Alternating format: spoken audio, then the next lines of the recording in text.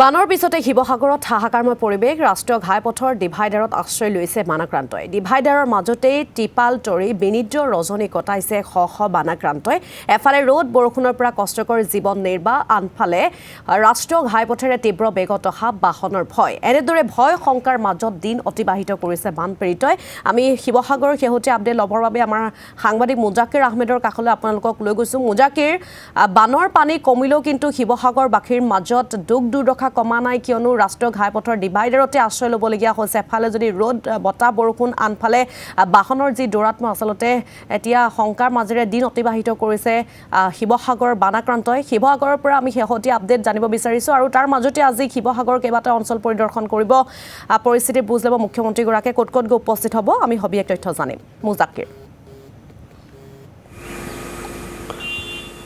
নিশ্চয়কৈ ঋতু চক আচলতে আজি 15টা দিন আৰু 15টা দিনৰ যিসমূহ পৰিৱেশ সেই পৰিৱেশসমূহ আমি শিৱসাগৰৰ পৰা পোনপটীয়াকৈ দেখাইছোঁ আৰু এই মুহূৰ্তত মই যিহেতু জয়সাগৰ অঞ্চলত উপস্থিত আছোঁ আৰু জয়সাগৰৰ এটা পৰিৱেশ এই মুহূৰ্তত দেখাইছোঁ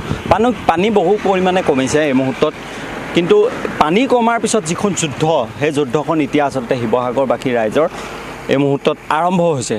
কাৰণ আমি যদি চাওঁ যেনিয়ে চাওঁ তেনিয়ে আচলতে এইদৰে এটা পৰিৱেশ দেখা পাওঁ এইদৰে ৰাজপথত তেওঁলোকে বাস কৰিবলগীয়া হৈছে তেওঁলোকে ঘৰ বাৰী এৰি দিবলগীয়া হৈছে তেওঁলোকৰ ভেটি উচন হৈ গৈছে তেওঁলোকৰ বস্ত্ৰ ইতিমধ্যে এই পানীত উটি গৈছে এই মুহূৰ্তত এই জয়সাগৰ অঞ্চলটোৰ যিটো পৰিৱেশ সেই পৰিৱেশটো দেখাইছোঁ সতীৰ্থ মুস্তাক আছে মুস্তাকৰ কেমেৰাত আপুনি যদি যিমান দূৰলৈকে চাওঁ সিমান দূৰলৈকে কেৱল এই যিসমূহ বাসগৃহ এই বাসগৃহসমূহ লোকসকলে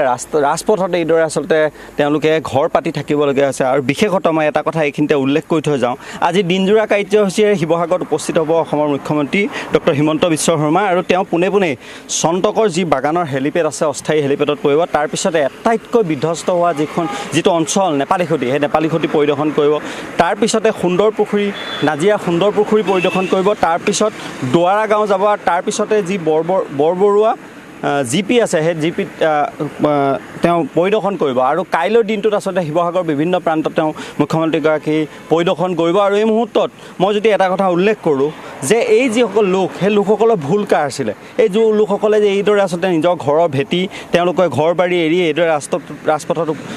থাকিবলগীয়া হৈছে সেই কথা বতৰাবোৰ আচলতে দুখ কাৰ কাৰণ যোৱা 19 তাৰিখৰ দিনাখন যিটো ঘটনা ঘটিছিলে সেই কথা বতৰাখিনি আজিও স্পষ্ট হোৱা নাই এই যিসকল লোক আছে এই লোকসকলৰ তেওঁলোকৰ ঘৰ উচন হৈ গ'ল তেওঁলোকৰ ভেটি উচন হৈ গ'ল তেওঁলোকৰ বাসস্থান তেওঁলোকৰ কাপোৰ কানি সকলো পানীত উটি গ'ল তেওঁলোকে এইদৰে আচলতে ৰাজপথত বাস কৰিবলগীয়া হৈছে তেওঁলোকে খাব কি থাকিব পিন্ধিব কি খাব কি সেই কথা বতৰাখিনি এতিয়াও স্পষ্ট হোৱা নাই এজন ব্যক্তি আছে মই তেওঁৰ লগত কিছু কথা পাতিম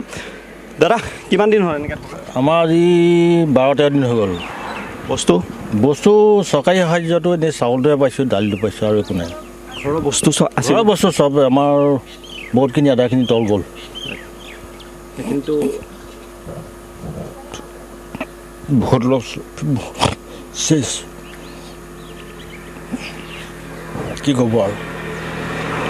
আমি দুখীয়া মানুহ কাম কৰি খোৱা মানুহ আমাৰ একোৱেই নাই ঠিকছে নহয় কি অৱস্থা সৰু সৰু ল'ৰা ছোৱালী লৈ আছোঁ ঘৰত চেষ্টা হৈ গ'ল কি কৰিব সাহায্য পাইছোঁ আমি মানে অসমৰ মানুহৰ চকুৰ কাৰণে যিমান আছে তেখেতলোকক আৰু মানে একদম মই মানে চেলুটহে কৰিছোঁ আৰু দেই কোনো থকা নাই আমাক পানীৰ বটল ধৰক যিকোনো খাদ্য আহি তেওঁলোকে আমাক যোগান ধৰিছে নিশ্চয় একদম তেওঁলোকক বহুত ভাল লাগিছে দেই ঘৰ জয়সাগৰতে ইয়াতে আমাৰ পানী সোমোৱা দাদা মানে 14 দিন টোটেল হ'ল তাৰে আমি ইয়াত থকা 12 দিন হ'ল 2 দিন আমি মানে যেনে তেনে থাকিলোঁ তাৰপিছত আমি নোৱাৰিলোঁ মোৰ ঘৰত ভিতৰতো বহুত পানী মোৰতো আৰু অলপ বেকলে হয় এওঁলোকতো মুখতে এওঁলোকৰ ভিতৰতে এআঁঠু ওপৰত পানী মোৰতো আৰু বেকত কেনেকুৱা হ'ব আপোনালোকে গম পাইছে বস্তু বাহনি ছাৰ মানে খৰচ হৈছে বহুত বস্তু মানে লোকচানো হ'ল পিছফালে ফিচাৰীও আছিলে ফিচাৰী মাছো ওলাই গ'ল কুকুৰাও মৰিলে পানীৰ অসুবিধাত এইফালে এই যিটো ৰাজপথত আপোনালোকে বাস কৰি আছে এইটোতে এটি ৰুট হয় এইফালে নাইট চুপাৰ যায় বিভিন্ন গাড়ী দ্ৰুত কমত যায় ভয় লাগে নাই ভয় লাগে ৰাতি টোপনি নধৰে আমি প্ৰায় আপোনাৰ 4টা বজামানৰ পৰা ৰাতিপুৱা শুওঁ আকৌ 7টা 7:30টাত উঠি দিওঁ চব টোপনি নধৰে বহুত স্পীড যায় বেগত মানে গাড়ীবিলাক বহুত বেগত যায় এতিয়া খালি মুখ্যমন্ত্ৰী ডাঙৰীয়ালৈ এটাই আহ্বান কৰিছোঁ মই যদি পানীটো মানে য'তেই নহওক চবতে যেতিয়া শুকাই যাব এতিয়াতো মেৰামতি কৰিব নোৱাৰিব বাৰু মানে পুৰা প্ৰপাৰলি মানে নহ'ব। গতিকে আপোনালোকে যেতিয়া পানীটো শুকাই যাব, মুখ্যমন্ত্ৰী ডাঙৰীয়াক আমি সকলো ৰাইজ মিলি পেলাই তেওঁৰ লগত আমি থাকিম দৰকাৰ হ'লে।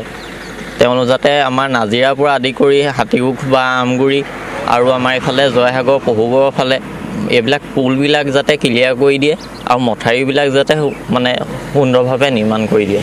তাৰে আহ্বান কৰিলোঁ। ধন্যবাদ। নিশ্চয়কৈ আচলতে এয়া এক পৰিৱেশ, এক আৱেগিক পৰিৱেশ। কাৰণ আমি ইতিমধ্যে কৈছোঁৱে যে আজি 15টা দিন, আৰু এই 15টা দিন এইসকল লোকে তেওঁলোকে ৰাজপথত বাস কৰিবলগীয়া হৈছে। তেওঁলোকে খাবৰ বাবে লোকৰ হাতলৈ চাবলগীয়া হয়। শিৱসাগৰ স্বাভিমানী শিৱসাগৰীয়া আছিলে, প্ৰত্যেকজন শিৱসাগৰ লোক আচলতে স্বাভিমানী আছিলে। তেওঁলোকে সদায় দিবলৈ চায়, কিন্তু এই মুহূৰ্তত শিৱসাগৰ বহু এনে স্থান আছে যোনসকল লোকে আচলতে এইদৰে ৰাজপথত বাস কৰা লোকে বা আশ্ৰয় শিবিৰত বাস কৰা লোকসকলে তেওঁলোকে লোকৰ হাতলৈ চাবলগীয়া হয় যে তেওঁলোকে কিবা এটা দিব, আমি খাম। এনে এক পৰিৱেশে এই মুহূৰ্তত 3খন জিলাক সম্পূৰ্ণ যোৰহাট, চৰাইদেউ আৰু শিৱসাগৰ 3খন জিলাক আচলতে বিধ্বস্ত কৰি গ'ল। আৰু এইখিনিতে এটা কথা উল্লেখ কৰোঁ, যিসকল লোকে এইদৰে আচলতে ৰাজপথত বাস কৰিবলগীয়া হৈছে বা এইসকল লোকে এনেদৰে নিজৰ ঘৰসমূহ এৰি পেলাই ৰাজপথত বাস কৰিবলগীয়া হৈছে, এইসকল লোকৰ দায়িত্ব ল'ব কোনে? কাৰণ মুখ্যমন্ত্ৰীগৰাকীয়ে 15,000 টকা তেওঁলোকক দিব, পুনৰ 10 তাৰিখে আকৌ 10,000 টকা দিব। এতিয়া এই 10,000 15,000 এই 25,000 টকাই এখন ঘৰ নিৰ্মাণ কৰিবৰ বাবে একো পইচা নহয়। কাৰণ যোৱা 19 তাৰিখৰ দিনাখন সেই যিটো ঘটনা, সেই ঘটনাটো এতিয়াও স্পষ্ট হোৱা নাই। ইতিমধ্যে মোৰ কথাটো হ'ল যে অসমৰ মুখ্যমন্ত্ৰীগৰাকীয়ে বা অসমৰ ব্যাগম যিসমূহ বিভাগ আছে, সেই বিভাগসমূহে গম নাপায় যে সেই 19 তাৰিখৰ দিনাখন তাত কি হৈছিলে। কিন্তু বলিউডৰ এজন এক্টৰ আহি পেলাই শিৱসাগৰত উপস্থিত হৈ ৰণদীপ হুদাই তেওঁ কৈছে যে তাত ইলিগেল মাইনিং হোৱাৰ বাবে সেই যিটো স্থান আছে, সেই স্থানটোত আচলতে এই যিটো ঘটনা, সেই ঘটনা সংঘটিত হ'ল। এতিয়া মোৰ কথাটো হ'ল, এই কথা বতৰাবোৰ আমাৰ অসম চৰকাৰৰ দৃষ্টিত নাহে কেলে? তাত যিটো ঘটনা হ'ল, সেই ঘটনাটোৰ পিছত যিটো পৰিৱেশ শিৱসাগৰ, চৰাইদেউ, যোৰহাট এই 3খন জিলাত যে এই যিটো পৰিৱেশ হ'ল, সেই পৰিৱেশটোৰ দায়িত্ব এতিয়া কোনে ল'ব? কাৰণ সেই পৰিৱেশটোৰ কথা এতিয়াও স্পষ্ট হোৱা নাই। এই যিসকল লোক আছে, সেই লোকসকলক 25,000 টকা দি পেলাই তেওঁলোকে দায়িত্ব সামৰিলে নহ'ব। এই কথা বতৰাবোৰ আচলতে যথেষ্ট এটা দুখ লগা খবৰ। কাৰণ যোৱা 19 তাৰিখৰ দিনাখন যিটো ঘটনা সকলোৱে জানে যে সেইটো ইলিগেল মাইনিং, তাত যিটো অবৈধ কয়লা, অবৈধ শিল, অবৈধ বালি, অবৈধ মাটি যিসমূহ খনন, সেই খনন কৰাৰ পিছত যিটো পৰিৱেশ তাত সৃষ্টি হৈছিলে, সেই পৰিৱেশ সৃষ্টি হোৱাৰ পিছত তাত যেতিয়া অতিবৃষ্টি হৈছিল, অতিবৃষ্টি হোৱাৰ পিছত এই যিটো দিখৌ যিটো ৰুদ্ৰৰূপ, সেই ৰুদ্ৰৰূপটো সকলোৱে দেখিছে। কাৰণ এই মুহূৰ্তত যদি কওঁ, কাৰণ নাগালেণ্ড হৈছে দিখৌৰ উৎপত্তিস্থল, আৰু সেই উৎপত্তিস্থলখন যেতিয়া দিখৌ জলস্তৰ বৃদ্ধি পাইছিলে, সমগ্ৰ শিৱসাগৰখনকে আদি কৰি নাজিৰা যিসমূহ অঞ্চল আছিলে, অঞ্চলসমূহ বিধ্বস্ত কৰি গ'ল। এতিয়া কথা বতৰা হ'ল যে মন্ত্ৰী আহি থাকিলে, মুখ্যমন্ত্ৰী শিৱসাগৰলৈ আহি থাকিলে নহ'ব, এই কথা বতৰাবোৰ স্পষ্ট হ'ব লাগে। কাৰণ সকলো ৰাইজে এই যিদৰে আচলতে দুৰ্ভোগ ভুগিবলগীয়া হৈছে, তাৰ কাৰণ এটাই, তাত অবৈধ মাটি, শিল, বালি আৰু কয়লা খনন। আৰু এই কথা বতৰাবোৰ স্পষ্ট এতিয়া ৰাইজে বিচাৰিছে, কাৰণ ৰাইজে যথেষ্ট দুৰ্ভোগ ভুগিছে। আজি 15টা দিন তেওঁলোকে নিজৰ ঘৰ বাৰী এইদৰে আচলতে ৰাজপথত বাস কৰিবলগীয়া হৈছে। ঋতু নিশ্চয়কৈ। আৰু এয়া শিৱসাগৰৰ পৰা আমাক শেহতীয়া বান পৰিস্থিতিৰ বিষয়ে ক'লে আমাৰ সাংবাদিক মুজাক্কিৰ আহমেদে। আমি পৰৱৰ্তী সময়ছোৱাতো মুজাক্কিৰ সৈতে সংযোগ স্থাপন কৰিম।